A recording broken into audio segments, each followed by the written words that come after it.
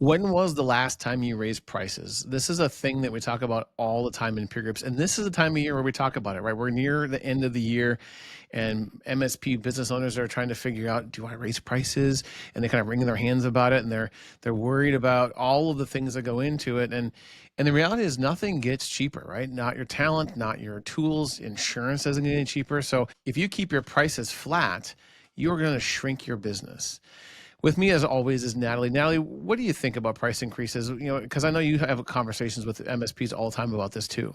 Yeah, actually, that was part of our conversation the last hour and trying to, explain, if you're not raising prices, you're doing the same amount of work for less money every year. And there is a lot of fear of losing clients or need that top dollar revenue, but it's not a healthy way of doing business. And they struggle with it, right? So why do you think MSPs struggle with that, even though they know they should raise prices? Yeah, I think it's all about the fear, right? Everybody thinks that they're going to lose a whole bunch of clients. And the reality is, yeah, you might lose a client or two, maybe. But usually that's only if you're going to raise your prices a ton or if you kind of spring it on them and it's, kind of a weird time to do it. So one of the things that comes to mind is that when I was with a former MSP that I worked at, we had a situation where we hadn't raised prices in a long time, maybe even ever. And I was banging the drum about, hey, we got to raise these prices. This is just crazy that we need to move things up. And after a lot of hand wringing and thinking about it and talking about it and planning it out, we ultimately did it. And I think we lost one client, and that was a client that we raised like 300%. It was kind of that crazy high level price increase for a client that was way underwater, right? And overnight, on January 1st, we all of a sudden started making quite a bit more per month and basically paid for our raises for the year, which is kind of what we were hoping to do anyway. And everybody was in a better spot, right? That we took a little bit more credit for the work that we had been doing for our clients, and we were able to then fund, basically, like I said, pay raises and other things that needed to happen throughout the year. And and I think this is a common situation, right? You might lose a client or two, but the reality is that not enough to matter too much. Natalie, what have you seen when you've raised prices? We started out, and I see this across pretty much any owners that we've talked to, and even in my own experience, that they get caught up on that top dollar revenue number. Oh, I've got to hit this. I've got to hit this. And to me, that top dollar revenue number is vanity. It's a Right, vanity number, right? It's all about feelings. It's not logical at that point. You're putting right. your feel skis into it. My favorite word, right? Feel skis. And they're waiting. I've heard clients that, yeah, we figured at some point you'd raise our prices. We just figured we wait for you to do it. Like they knew they be charged more. But why would they bring that to your attention? That's not their job. If they can get it for cheaper for longer, why wouldn't they? And it just compounds over and over year. And like you said, when you have to raise them 300% to make them profitable, when you could have been doing it incrementally over the time, then, there is a bigger fear of losing revenue. Yeah, it reminds me of a quote from Moneyball, right? In Moneyball, they're talking about, stop bunting and stealing and stuff. And the quote is something to the effect of, when your enemy is making a mistake, don't interrupt them, right? And your clients aren't going to say, hey, shouldn't you charge us more? It's like the kid who reminds the teacher, hey, weren't we supposed to have a quiz today, right? Can we Your have more clients aren't going to do homework? that. Yeah, exactly. So when you think about price increases, what do you think about our for logical times? Because a couple come to mind, but what do you think? I think there's some very logical times to do it. At the contract year, it makes it easy because you're gonna, you're already having that conversation with them. You're already showing your value. That has been talked about for months, right? You're talking about the renewal. And then my biggest thing is if you're in the government sector or where they're not on a calendar year, but they're on a fiscal year. Sure. So we had counties and city governments that, their budget has to be put in 2 months before and then it's accepted. And so you want to make sure that you are doing it in accordance to their budget window. I think Absolutely. those are the two biggest ones. And obviously you can always do it at the first of the year, but sometimes it's just a lot easier that it's that way. It's not all at one time. Yeah, I think it all depends on your contracts. Yeah. what your contracts say, right? You have to kind of follow your contracts. If your contracts don't say anything, or you're month to month, or you don't have a contract, you can kind of do it whenever you feel like it. But the reality is, you want to follow the contracts as best as you possibly can, because that will keep you in a much better spot, honestly. But the other part is that, to your point, you don't want to raise prices out of band where it Uh, doesn't make sense. I've seen a situation where a large client of an MSP got a price increase that where the MSP knew what their budget cycle was, and they increased price outside of band anyway.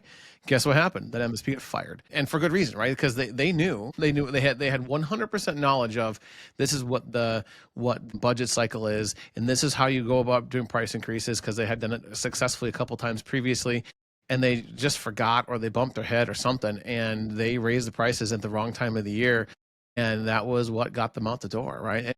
And you want to make sure that you are respecting your clients' own processes and the way that they work, right? Because if you work within their processes and procedures and all those kinds of things, you're much more likely to have this go much smoother than if you just kind of slap it out there willy-nilly. yeah, I think that there's definitely a time and place for it. And then obviously communication. You Yeah. know, you want to have the whole premise of MSP is a relationship. Hmm. So you want to have those conversations, you want to be breaking it down, you want to have that communication. And then, how do you do it tactfully without freaking the clients out? So what have you experienced with that? Yeah, there's usually two or three different levels, right? There's that kind of that small, like 5% ish, right, or maybe even a little bit under 5%. And for the most part, you can just do that in an email. Say, hey, by the way, on January 1st, we're going to raise your prices. And I wouldn't necessarily use the percentages. I would just say we're Mhm. going to go up by, you know, $35 a month or something, like whatever that number happens to be. Because if it's a real small number, people are going to look at that and go, oh yeah, Mhm. $35 or whatever that happens to be. They're going, yeah, whatever, moving on. For the most part, like those clients are just, you probably won't even hear from them. The Where you start having to think about maybe a little more conversation is that when you're north of 5%, certainly for north of 10%, 10-15%, somewhere in there, I might send out a personalized email. I might reach out to them just a little bit, just to make sure that they like saw that this is coming, versus like, kind of send it off an email and don't really worry about it. And then anything more than that 15-20% is probably a meeting. Like I mentioned before, there was a couple situations where I've seen, a multi-100% price increases. Obviously, you're going to sit down with them and have those conversations. And usually the conversations, you expect them to go really, really poorly. No, they may, because that's a big number. But I've seen plenty of times where an MSP raised their prices by 2, 3, 400%. And the Mhm. client was like, yeah, we were just kind of waiting for you to tell us that we are overrunning you, because candidly, everybody gets bombarded with MSP, quotes and stuff, and everybody kind of knows what the going rate is for the most part. And unless you're a client that's really trying to find the cheapest provider out there, they're going to find pricing that's similar to yours. So I wouldn't be too worried about it. But the thing here is that I would be relatively succinct about the communication. I wouldn't get real long-winded about it. The other thing though is that if you are doing a big price increase, or you haven't done it in a while, you might tell them a little bit more. Like, we're doing a bunch of different stuff for you now than we were Mhm. 5 or 6 years ago, just FYI kind of a thing. But really just tailor your communication to kind of what you think the response is going to be, and know the response is likely going to be not very big. Yeah, you will kind of want to tailor it to exactly what you said. When we first started out, we were doing X, Y, and Z. We've increased our service to you. We're more reliable. We're things of that nature. You definitely don't want to apologize for it. When they went to the For grocery sure. store, that I'm in Texas, so HEB, that's my grocery store. Yep. They're not apologizing because an avocado is $2 now. They're just like, hey, if you want the avocado, it's $2 now. So they're not sitting there, oh, so sorry we had to do this. They're like, due to this, we have to do this in order to stay in business. And you have to remember, all of your clients are generally small, medium-sized businesses, some large. They are a business as well. If you Right. put it into terms in which they understand, they're doing the same things. They're raising prices. Now, everybody should be strategic about it, but they're doing the same thing. They're expecting it. And when you don't do it, you're putting yourself at a disadvantage. And don't be afraid necessarily to take a little bit of a victory lap too. If you've done some cool stuff, maybe don't dislocate your shoulder by patting yourself on the back, but give yourself a little bit of a pat in the back. Say, hey, if you think about the last couple of years, what we do for you now is a lot different than what we did, a Yeah. couple of years ago. And these are some of the cool things that we do for you now, especially if you've increased your services to your clients, especially if you haven't been giving them price increases along the way too, right? So don't be too worried about taking a little bit of a, hey, you know what, we're delivering more value for what you're paying for us too, right? Because value is a big component of all of the things that we do for our clients anyway. One of the things that we used to do, and I've seen work elsewhere too, is you kind of break your clients into a couple different tiers, right? And we're just sort of trying to figure out who's going to get what kind of price increase. And we kind of broke it down into kind of the highly profitable clients, the ones who probably shouldn't get a price increase, and the ones that have or their effective ratio agreement ratio is like 3 or 4 versus like 0.7 or something like that. Those folks, we would probably not really even raise their prices at all. We might even say, hey, this is the time of year that we're raising prices, but guess what? We're not raising prices on you this year, right? And because you're such a fantastic client and we love working with you, blah blah blah. You like give them a little bit of like a pat on the back for being such a good client, right? And then you have your average clients, right? That's kind of where that main level of clients is, that's where your 5 to 15% probably kind of lives. And then you've got your problem clients, right? Your unprofitable clients, the ones that require way too much of you, or they aren't stack compliant, or the list. If we created a list, we would all have similar stuff on there. We used to kind of talk a little bit about the FU price, right? And when I talk to peer group members now, but I use that all the time, and I always call it the FU price, and everybody goes, "Oh yeah, I get it." Yeah, we had the PETA price. Oh sure, yep. Yeah. So, hey, if we're going to put up with you, you're going to pay us a premium for that. If you want to be a unicorn, you get unicorn rates. So Yep. if you think you're that special. But honestly, it's really, I've seen owners that haven't raised prices in 10 years and they're very nervous about it. And all of a sudden they raise prices. And out of all of their clients, 2 people contact them. They Right. didn't even didn't hear from anyone. And maybe it was just, at that point, it's just you got this email, I just want to talk to you about it. But if you think about it in the way of, you should probably already be segmenting your clients to know which ones are profitable, what's your top 10%, what's your bottom 10%, because those are the most likely that you have to deal with, whether they leave or you have to show extra value. You can always wrap it up in, hey, we also, just so you know, value add your service. Add that thing to it. But a lot of those clients that are that 5%, your 5% echelon of clients, that top percent, they're generally really profitable. And that's why I said you reserve the right to raise the prices. Maybe you don't raise the prices. Maybe your relationship is a little rocky at that time and you don't necessarily do it right then. You wait, but that goes back to that time and communication, that you do it in a timely manner. I also, for that top 5%, is, even if you aren't going to raise prices, I love the idea of just maybe going and spend a little bit more time with them, right? And that's a way to kind of keep that relationship strong, because those are the clients you really don't want to lose, right? Those highly profitable clients that are 2 and 3x more profitable than the rest of your clients. Those are the ones you don't want to lose, right? Because they're already probably not calling you very often. They probably are Yep. following your stack. They are probably not terrible to deal with when they do call in. So you know what? Maybe lower their agreement profitability by going out there just a little bit extra and keep them happy, right? Those are the ones that keep happy. And then you think about that bottom tier, right? The ones who aren't stack compliant, and you have a couple options, right? The first thing is you could raise their prices because you probably should, but the other piece is, figure out if they're willing to get on the program with getting stack compliant and doing the projects to solve the bigger issues and those kinds of things. Because here's the thing: is if they're not willing to do all of those things, right? They're not willing to be stack compliant, not willing to do user training, not willing to do like whatever it is that you need them to do, then they probably should either pay the FU price, or you probably let them go and get them off of your books, because those bottom tier clients can really really eat up your service teams, frankly, their energy, and they're not making you a whole lot of money. Yeah, I would say, there's obviously math behind it and a science behind it, right? When you're raising prices and why you raise prices. So when you're talking about the math behind it, where would you start looking at your stack, so to speak, or your price increases? For me, I probably take a look at what my hourly rates are first, because if I'm pricing out agreements right now, I'm probably pricing out sort of based on what my hourly rate is, right? So if my hourly Mhm. rate is 160 or 175 an hour, or whatever it happens to be, I would probably look at what a 5 or 10% increase would look like on an hourly basis, and that would back that into the pricing of a like a per endpoint or per user Mhm. price. The reality is that you can get real crazy with all the math, or you could just do sort of a 5% or 10% fixed price.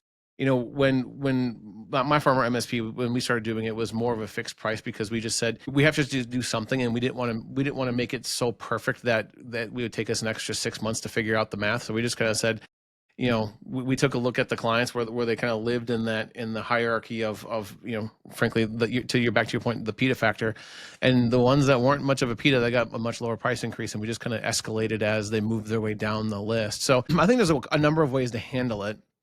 I think that the big part is having a method and keeping it relatively consistent, and then making sure that your Mhm. new price, whatever it happens to be, becomes the new price too, because you don't want to sell a brand new client on old pricing, and then all of a sudden you're like, okay, now these clients are all behind because we sold them on out of date pricing. And also, don't forget about the vendor price increases too, right? So Yep. if your vendors are raising your prices, you should be able to raise those prices directly with your clients. And for the most part, I would hope that your contract is written in such a way that when that happens, even if it happens out of band, that you can raise their prices a nominal fee because of a vendor price increase as well. Yeah. You got to remember that you also don't want to raise it just for one department of your company, right? You don't want to just say, "Oh, I'm going to raise the rates here, but not here and not here," because A, it's a nightmare to bill. What Right. rates are where and if my project rate's different than my managed service rate, and if this time and materials is a different, it gets your accounting department of your MSP, whether it be you or someone else, they're not going to like you. And Nope. you might not like yourself at that point, because every time you do that one-off thing, it becomes a problem. So make sure when you do it, you're treating it like a financial process. You're treating it like this is what's happening, and you are accounting for the fact that you want to do it across the board, because you want to make sure that you're valuing yourself. Don't shortcut yourself and your technicians and your employees. And if you're a one or two man shop, I mean, you're expensive. There's a reason. You don't want to short yourself just to have that top dollar revenue if you're not making profit either. So really think about that. Yeah, I mean, the key here is, like you said, kind of do it all across the board, right? Don't just do bits and pieces of it, right? Do it the right way. Raise the rates kind of across the board, your hourly rate, your project rate, and your fixed fee. Like do all of those things kind of all in one fell swoop, so that way it's a consistent and much more manageable lift along the way. And when I talk about anything like financial, right, we talk about chart of accounts and some of those things. It's like it's more about being consistent than it is Yep, about having it be perfectly correct all of the time. Now, of course, you want your P&L to be sure. accurate, but like being consistent in this case is much more important than trying to be perfect with certain things. Well, and if you're pulling too many levers at one time, like you're like, oh, I'm going to raise this to see what this does, and I'm going to raise this over here, and you have all these levers in place, then you don't know what lever actually worked. Yeah, fair You're enough. not really sure, speaking from experience. That many levers in what time, and then you still don't have the outcome you think that you're going to have, and then you're sitting there like, well, which lever was it that didn't work? So if you do it across the board, the lever is all the same. So then you can tell what's actually working and what's not in each bucket, whichever, if you want to call it bucket, business unit, whatever of your MSP. One of the things that we used to do was we would raise prices and say, "Hey, client, this is what your new rate's going to be," and we just kind of did it like on an aggregate on their whole thing. And then we would also say, and also by the way, our our hourly rate for like out of scope things is Mhm. is now is gone from X to Y, or is now Y, right? We might not have said X to Y, but like basically this is our new hourly rate for this, and this is our new rate for projects, right? And we always had projects at a level higher than our Yeah. normal break fix rate, because it's an important thing to make sure that your project people are capturing the revenue that they should, because you're probably paying a little bit more, right? So make sure you're honoring that as well. Yeah. I would definitely, especially your tier twos, your tier threes, which are usually Then in your projects, they're higher up, they're doing all of that stuff. Shortchanging you on projects, once again, speaking from experience, that is the first killer of your profit because that should be extra. And when you don't account for that, it's not extra. You're just paying people to work for you and you're not making anything on the other side. So, Adam, what happens? I get this in peer groups a lot. They're like, "What happens if a business owner pushes back, or what do I do, or how do I explain it?" And how would you start that conversation? Yeah, good call out. I think the first thing is we already kind of mentioned it, but the first thing is don't know that I would apologize, right? I would probably not apologize for raising prices because that's just kind of the way it goes. The other thing is I would probably not argue. And before I would send anything out, I would come up with a number of talking points, things that I can talk to specifically, and that way you're not arguing with the client. You're just explaining to them what's going on. You can explain to them, this is what's going on. This is how things are happening, and like just like if you have your talking points prepared ahead of time, is going to do you a whole lot more good than trying to come up with it on the fly, right? And usually, when you prepare those talking points, is when fewer people push back. It's Yeah. when you don't prepare the talking points is probably when you're going to get more pushback because if you've prepared the talking points, it probably means you've done enough other planning to have this gone well as well. The other thing is if you're doing a pretty good job on the service side of the world, especially if you're doing good to a great job on service, your clients aren't probably looking to leave, right? And if you're delivering value, switching MSPs is a pain in the butt, and so there's a level of like this is just more effort than it's worth to change. Also, the likelihood is that you're not going to be the cheapest provider in town, but you're also Yeah. not going to be the most expensive provider in town either. Now, if you are the most expensive provider in town, there probably had better be a reason for it, and you probably should be able to speak to those as well because that's where you run into the challenge. Now, if you are the cheapest provider in town, I would suggest to stop being the cheapest provider in town as well because that's a hard place to be. What have you seen and what have you talked to with peer group members when it comes to price increases and when clients give pushback? Being it's business owner to business owner. Hey, I'm not trying to take you to the cleaners type situation, but we are both businesses.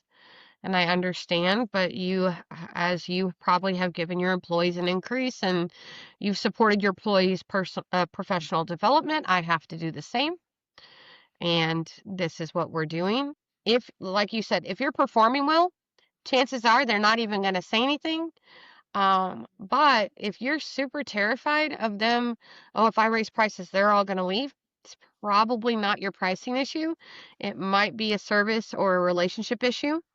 So really kind of look at that prior to being like, let's go all gung ho and send 100 emails out at one time.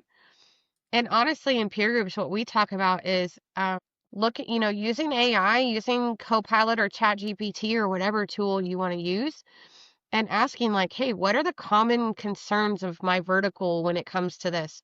What are their common pushbacks for MSP life with a nonprofit? Well, their budget's a little more locked in. Government and city, hey, they're on a tight, they're on a complete yearly budget, then it's fiscal year. So knowing when you go into it, you can use, we did it in peer groups the other day. He was going into a nonprofit and we typed it all up and he had talking points that he kind of memorized before he went in. But here's the thing, if you're over prepared, you probably won't even need them. Right. I mean, like I said, we've had a client before that were like, we went in, it's like triple what they were paying, bringing them up to the minimum, and they were like, yeah, we were just waiting. Like, Hmm. they generally don't fight you on it. Now, if you are, like I said, if your service is lacking at that time, and say it's supposed to be their contract renewal and it's a yearly increase, maybe fix the service before you have the conversation of let me raise your prices. Because, yes, one of the top reasons that somebody leaves an MSP is bad service. Or Right. I wouldn't even say bad service, a misalignment of service expectations. So don't raise your prices in. I love how you brought that up, but also it's interesting how many times I've talked to people about multi 100% price increases, and they went, "Yeah, we gave them that FU price, and they stuck around." Yeah, Right? Like it happens all all the the time. time. They stick around at least for a while, and the reality is that if you have to give them the FU price, you probably want them to go away anyway. So, like, Or that's not the when worst you thing in give the them that world, but price, hoping they go away. right. And then they're like, That's perfect. And you're like, that was not what my intention was, but sure, at least we're going to make more money. Yep. Yeah. I was like, it's the weirdest thing that happens. Maybe they know that they're trouble. Oh, Maybe I'm they've sure they been with do. maybe they've been with multiple MSPs before and they're like, "No, we finally found one that'll put up with us." But the chances are they're just going to stick around and pay it. Right. And they And if probably should have they been leave, paid but from the beginning. who cares, right? I mean, that we had a company that they were very nice people, but it was an HVAC company that was very not stack compliant, and they had this weird line of business app that was just the worst to deal with. I don't even remember what it was called anymore, but it was bad. And we gave them the FU price, and they went, "Yeah, okay, cool, moving on." Yeah. And then we said, "Okay, also whenever you call about your line of business application, that's also going to be out of scope." And they went, "Yeah, okay, we figured." Like we just kind of kept throwing it at them, and they just kept dealing with it. I think we held on to it for like a year and a half or almost Yeah. 2 years before they finally said, "We're actually going to, we're gonna shift to some other place." And we were kind of like, Relieved. finally, right? Like we were waiting for you to say, no moss, but they didn't. Yeah. So we just kind of kept going with it. I mean, it sounds sort of worse than it was, but you have to understand that this client was an agreement, like an agreement effective ratio was, if 1.0 is perfect, they were probably like a point 0.4, point Yep. 0.5 maybe. I think we had gotten them up to, we eventually got them over one, like 1.05 or something before they finally, and then they sort of ejected after that point, but they never really got easier to deal with. They just paid us more. Yeah, that kind of goes into that whole, if you haven't raised your prices in X amount of time, this is probably the time to recalculate and see what you're doing and really think about, this is a business, it's a strategic business decision. That's what, if you look at your company in 1, 3, and 5 years out, do you really want to be 3 years out with the same revenue and less profit? No, no one's going to answer that question. Of course, I want to make less money in 3 years for the same amount of work. No one's going to answer that. Right. Yeah. This isn't about greed, right? This is about your company's longevity and long-term financial health, right? If you do this the right way, you're going to be a better MSP for it, and you're going to be able to continue to serve your clients very well. And everybody will still will win from all of that, because you're going to continue to help your clients out, and you're going to make some more money. You're going to pay your team a little bit more. Like all of those things kind of get in alignment, and Yeah. when they're in alignment, things are so much better. Yeah, it's really about sustainability. It's sustainability with your business. And keep in mind, if you have employees, it's not only taking care of you, it's taking care of them.